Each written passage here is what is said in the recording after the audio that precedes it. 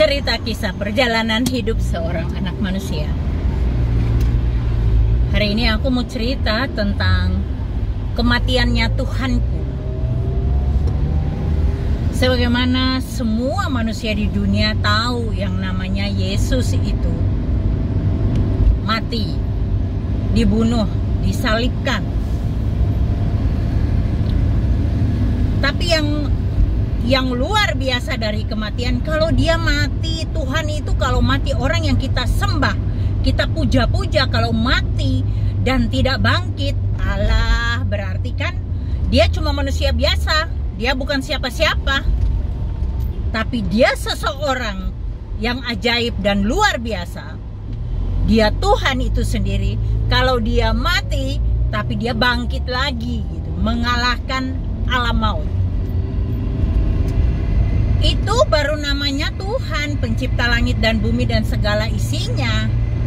Tuhan yang berkuasa, yang mati aja dia bisa bangkit lagi kok. Dan di dalam nama dia ada kuasa yang besar. Dalam nama dia ada mujizat. Mana ada nama Tuhan yang lain disebutkan dan setan takut misalnya, atau orang yang sakit disembuhkan dengan namanya dia. Tidak ada di bawah kolong langit ini manusia yang punya nama itu penuh kuasa seperti Tuhanku. Tuhanku luar biasa, ajaib dan perkasa. Kalau orang kita manusia normal itu mati, ya udah mati, udah gak ada apa-apanya lagi, udah mati. Mati selama-lamanya mati. Kalaupun ada orang mati kemudian bangkit lagi, mati suri namanya itu, tapi mati lagi kan, mati lagi. Intinya kita semua manusia itu berakhirnya dengan kematian.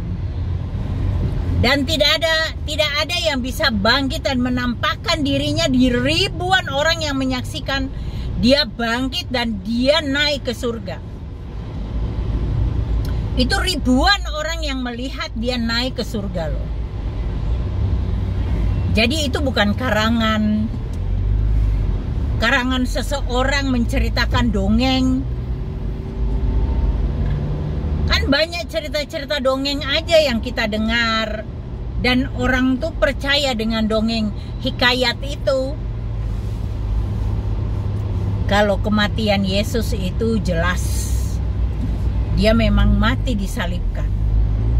Dan itu para pejabat pemerintahan Romawi itu semua menyaksikan, bukan tidak menyaksikan, mereka menyaksikan semua kematiannya Yesus waktu disalibkan. Waktu proses awal pengadilannya itu kayak sama Kayafas misalnya. Orang-orang para pejabat lah, intinya bukan orang biasa yang banyak orang biasa, tapi ada para pejabat juga yang menyaksikan penyalipannya. Dia disalibkan dan memang mati. Kalau ada orang bilang ya yang disalibkan itu orang yang diserupakan dengan Yesus, dapat dari mana hikayat itu? Yang bilang begitu buktinya mana? Karena Alkitab itu ditulis ribuan tahun dahulu dari kitab-kitab orang lain yang nyontek-nyontek. Cerita hikayat yang tidak jelas. Kalau ini memang kematiannya itu di penyalipannya benar-benar disaksikan ribuan orang. Dan waktu kebangkitannya banyak para muridnya yang menyaksikan, dan lebih lagi waktu kenaikannya ribuan orang yang menyaksikan kenaikannya. Wow, luar biasa kan? Orang kalau dia datang dari surga, dia tahu jalan pulang ke surga. Kalau orang bukan datang dari surga, bagaimana dia tahu jalan pulang? Aduh, orang kalau tidak tahu Jakarta ke Jakarta dia pasti tersesat ke sana kemari karena dia nggak tahu jalan. Tapi coba orang Jakarta yang sudah tahu jalannya, dia nggak perlu bertanya sama orang, tahu. Mau berkelok-kelok kayak apa jalannya, tetap dia tahu jalan pulangnya. Itulah Yesus Kristus, Tuhanku. Dia dahsyat perkasa, ajaib perbuatannya.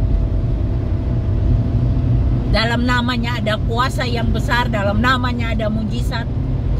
Dia bukan bangke yang busuk membusuk dan hilang di telan bumi.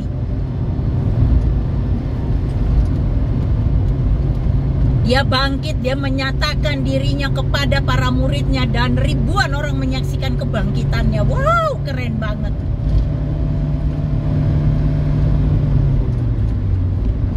Kalau ada orang yang tidak percaya dengan Yesus, ya jangan kamu menyesal nanti satu waktu. Waktu hari pengadilan itu kamu sudah sebenarnya sering mendengar. Bahkan mungkin kamu mendengar perdebatan apologet. Tapi kamu tidak mau percaya. Kamu menolak dia. Nantinya kamu akan menyesal sendiri loh. Kamu yang menyesal, ketika kamu menyesali itu, kamu melihat ternyata dia itu adalah berita kebenaran, berita baik yang disampaikan para hamba Tuhan. Tapi kamu menolak dia, kamu nggak mau mengikutinya. Ya susahmu sendiri nanti, itu tanggung jawabmu di hadapan dia nanti. Tugasku untuk menyampaikan bahwa dialah Tuhan yang benar. Kamu tidak akan salah pilih ketika kamu memilih Tuhan Yesus. Saya juru kampanyenya.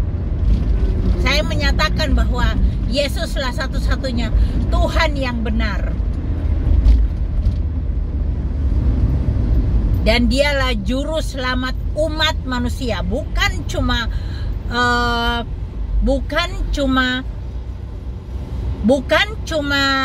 untuk orang Kristen, tetapi dia datang untuk umat manusia, untuk kamu juga loh. Padahal kamu nolak dia, nggak apa-apa kalau kamu nolak dia. Tapi kamu sudah dengar berita ini kan, berita baik ini, berita tentang keselamatanmu nantinya.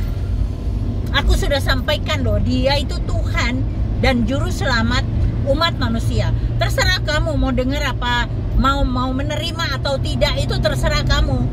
Life is choice, ada keputusan di dalam tanganmu, kamu yang menentukan mau ikut benar atau tidak, terserah kamu. Tapi saya juga salut sama anaknya Mama Dedeh. Anak pinter. Kamu tidak salah. Kamu memilih jalan yang benar.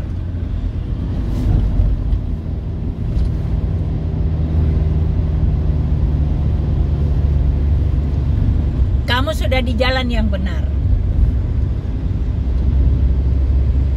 Dan jalanmu, kamu akan selalu dituntun tangan Tuhan. Percayalah.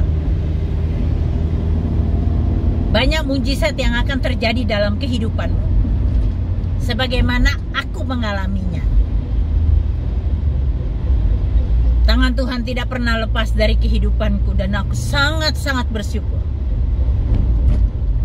Ketika aku susah, Dia tahu kesusahanku. Dia menolong tepat pada waktunya.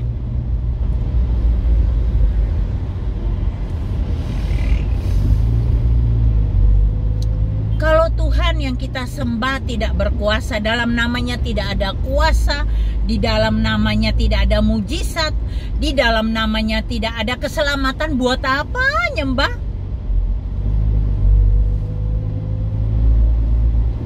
Kita menyembah itu Tuhan yang penuh kuasa. Dia menciptakan langit dan bumi, bukan Tuhan yang lain. Yang menciptakan langit dan bumi itu Tuhanku.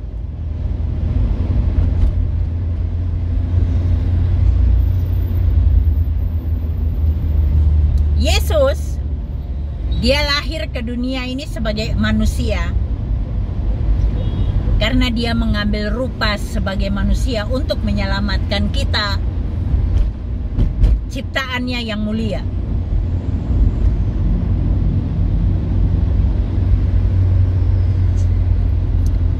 Dia datang dengan misi penebusan dosa.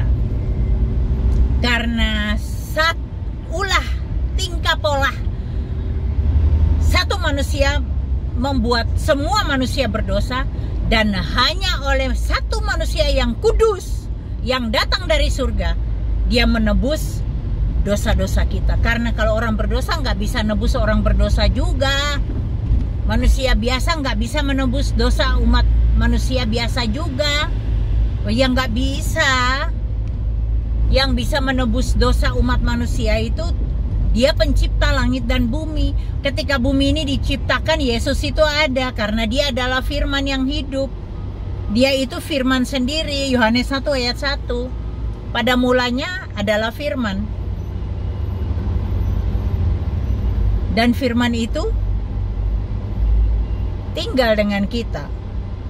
Jadi Yesus itu bukan manusia biasa, Dia firman Allah. Dia firman Elohim. Jangan salah kamu memilih Tuhan. Saya lihat sobat-sobatku ini, sahabat-sahabatku rajin sekali beribadah. Rajin sekali, sayang. Sayang sekali. Kalau ada orang Kristen memilih untuk jadi orang Muslim kayak Dr. Richard Lee atau siapapun juga, kamu nggak ada ngaruhnya dalam kekristenan. Nggak penting banget deh. Kamu mau ikut sana ya nggak ada masalah.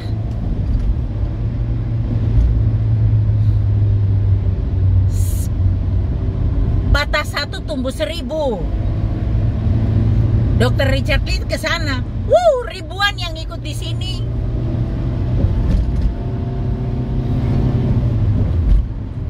Di tahun-tahun ke depan di Indonesia akan semakin banyak orang yang bertobat menjadi pengikut Kristus. Itu pasti. Dengan media sosial ya seperti sekarang ini itu dipakailah sama Roh Kudus untuk menyatakan kebesarannya.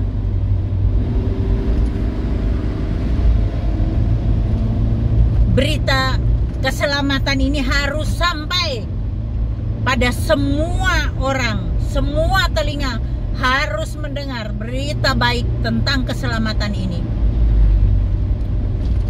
Kalau sudah semua manusia mendengar berita keselamatan ini, semua lutut bertelut dan semua lidah mengaku Yesus Kristus adalah Tuhan, barulah waktu kesudahannya. Dan saya melihat bahwa banyak sekali pertobatan-pertobatan akhir-akhir ini yang orang-orang biasa ya, saya